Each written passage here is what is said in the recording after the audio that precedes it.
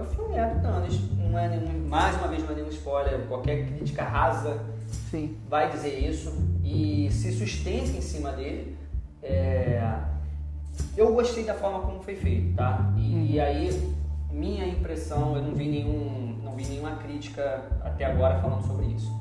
Eu acho que a diferença, os dois primeiros Vingadores tinham o diretor Joss Whedon, né, que depois ele foi fazer o Liga da Justiça, se não me engano. E a gente vê que Liga da Justiça é muito parecido com os Vingadores em termos de pancadaria, toda aquela velocidade. Ele saiu e quem assumiu foram os irmãos Russo, que foi o diretor do Capitão América Soldado Invernal, para mim um dos melhores filmes da Marvel. Eu concordo. Até agora, junto, claro, com Guerra Infinita. E dá para perceber, a minha visão é que dá para perceber essa mudança de diretor foi muito feliz. Porque a impressão que eu tenho é que o Thanos que tem aparecido antes em extras de Guardiões da Galáxia e na história dos Vingadores parece um Thanos diferente. Esse Thanos tem mais profundidade. É um personagem que não é raso, é um personagem que acrescenta a história. Não é em si só um conquistador, só um cara mau, só aquele vilão clássico que quer acabar com todo mundo, que quer conquistar, que quer destruir. Como parecia, é o que me passava nas aparições anteriores do Thanos. Isso não quer dizer que descaracteriza toda a história em quadrinhos, é um personagem diferente. Eu diria que o Thanos do início, de repente pelas mãos do Joss Whedon, era um Thanos mais clássico, mais vilãozão, mais conquistador, e esse é um Thanos que é um pouco mais atual, ele é um pouco mais filosófico. Em algum momento dos quadrinhos, do cânone da Marvel, ele foi assim, ele foi desse jeito. Então, também não descaracteriza, mas é muito legal. O filme é dele, não tem jeito. Eu concordo com você, e eu acho assim, como já tiveram vários outros filmes de cada Vingador separado e do Guardiões da Galáxia, esse filme ser voltado todo para a história do Thanos é muito legal, porque é o único personagem ali que a gente não conhece. É verdade. Ele e o exército dele, né, os filhos de Thanos. Sim. Então você colocar um filme que é sobre um vilão é muito interessante, porque aprofundar um personagem que tem super poderoso, que tem o poder de destruir tudo, sabe? Então você coloca ele sendo mais humano, como você disse, um pouco mais filosófico, não aquele cara que é o conquistador, que chegou na Terra e vai destruir tudo. Sim, aquele vilão clássico, né, que é, né, o mundo é mal, vou conquistar. Sim. É assim que a gente está acostumado a ver, mas não acrescentaria a história. E é uma coisa importante, se a gente parar para pesquisar, muito provavelmente a gente vai achar filmes em que o vilão acaba sendo roubando a história, sendo um cara que acaba sendo o chamariz do filme. Sim. Até aí tudo bem, não é novidade. O que é um desafio e é legal e a gente bate palma é que era um vilão que até agora só quem conhecia mesmo era fã de quadrinhos, ele aparecer e roubar a cena de um monte de heróis. Entendeu? Não existe só um personagem principal, existe um monte de heróis que a gente tem aprendido a gostar. Doutor Estranho, Homem-Aranha, Hulk. Então assim, é uma façanha muito grande, muito grande. Então, Léo, você como um grande conhecedor dos quadrinhos, fala um pouco sobre as referências que tiveram no filme. Olha, eu achei que tivesse até muito mais referências para um filme tanto de grandiosidade, toda aquela expectativa, duração do filme. Eu achei que tivesse até mais referências. A referência que teve muito também foi a referência pop, cultura pop, de alguns filmes, né, antigos, então isso teve também. Mas as referências que existiram, muitas delas já relacionadas à minissérie, né, o Guerra Infinita. Sim. Algumas foram bem fiéis, foram quase que uma transcrição do que aconteceu nos quadrinhos. E isso é legal também, porque os irmãos Russo deram uma entrevista antes da estreia do filme, falando que se preocupou em agradar os fãs, mas que não poderia fazer de uma forma totalmente literal. E a gente de repente entra nessas coisas que a gente falou, de ser um Thanos diferente, ter algumas coisas que mudam, né? E é normal, que é uma adaptação.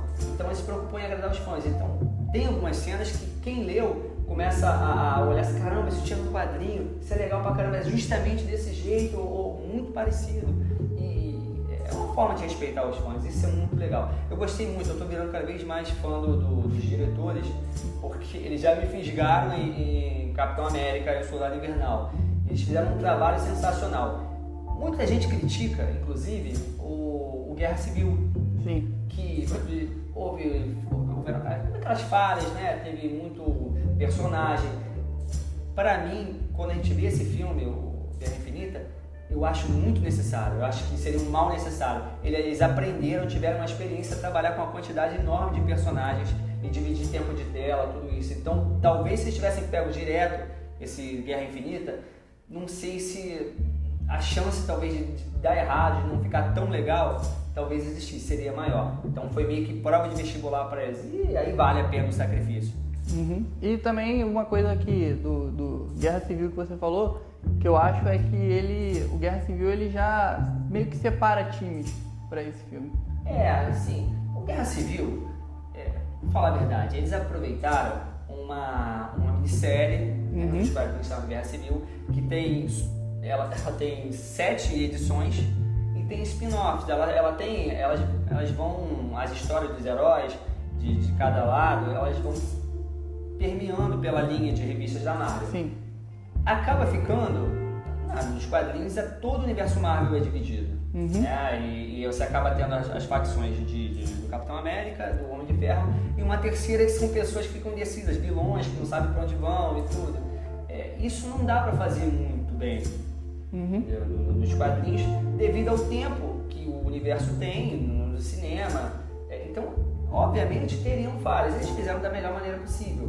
Mas, obviamente, essas falhas existiam. Então, o que eu estou falando, foi um mal necessário. Creio eu, hoje em dia, vendo o filme, o Guerra Infinita, que eles aprenderam ali a trabalhar com uma forma que eles iam fazer. Foi meio que preparatório para o que viria. Enfim, Léo, considerações finais do filme. O que você achou aí? Enfim. Bom, cara, assim, eu acho que esse filme vai ser difícil envelhecer mal. Um bom exemplo que a gente fala muito, às vezes as pessoas falando, é a primeira trilogia do Homem-Aranha. Do Tobey Maguire. O pessoal diz que envelheceu mal. Sim. O pessoal não vê mais com a mesma coisa, tem muitas ressalvas, muitas críticas.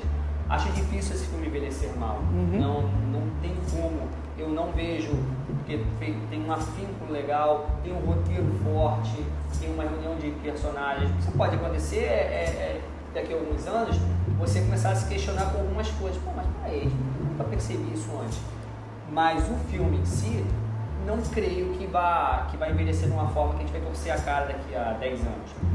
Furos existem, como em qualquer filme, e é mais do que justificável pela grandiosidade desse, em termos de história, em termos de equipe, tudo isso. Uma coisa que eu não gostei, isso também não é spoiler, quem não conhece os filhos do Thanos, a Ordem Negra, que foi divulgado um ano antes, continua sem conhecer muito, porque eles não são apresentados de uma forma legal, não se fala o nome deles e tudo. Você vê atuando a favor de Thanos, mas são personagens normais, que só quem conhece ou leu alguma coisa vai saber o nome. Não que influencie na história, mas seria uma coisa a mais. Uma outra coisa legal, até citando os próprios filhos, quem conhece o quadrinho percebeu, quem não conhece, acho que não tem nenhum problema falar isso aqui, porque não tem um efeito comparativo. Foi a forma como encontraram para relacioná-los como filhos dele. No início, nos quadrinhos, na minissérie que eles apareceram, Infinity, muitos anos depois, é uma coisa mais atual, eles realmente eram considerados filhos de Thanos. A gente falou, inclusive, até outra vez que eu vim aqui, considerados filhos de Thanos, assim como a Gamora é filha de Thanos. E assim, a serviço do roteiro, eles continuaram sendo filhos de Thanos, só que agora numa questão um pouco mais mitológica, mais religiosa, como uma seita, eles considerando filhos como nós somos filhos de Deus, filhos de Alá, eles são considerados filhos de Thanos. É legal, não perdeu a essência, não perdeu a nomenclatura, né, aquela relação com Thanos de filhos, mas deixou como evidente apenas a Nebulosa e a Gamora como filhos de Thanos. Isso é legal, foi uma chave legal encontrada. E é legal também que isso engrandece muito o personagem, né? Como se ele fosse realmente quase um deus ou algo muito grandioso para o universo. Sim, é o Odisseia de Thanos, que a gente falou. Tem esse viés religioso, que é até um pouco complicado você passar por isso, mas é perceptível que tem essa forma. Os próprios súditos deles, né? todo o exército, tratam assim. Então é impossível você também você desassociar de uma questão religiosa, de idolatria. Então, galera, esse foi o No Combo de hoje. Muito obrigado pela participação mais uma vez, Léo. Valeu, China. Mais uma vez foi bacanudo. Foi bem legal participar. Aproveito para, além de agradecer a vocês me chamarem novamente, vocês podem me encontrar, tenho trabalhos no site Iluminerds e em breve no site etc e tal, que dá para poder entrar no ar aí, gente. Então, beleza? Muito obrigado, até a próxima. E até a próxima. E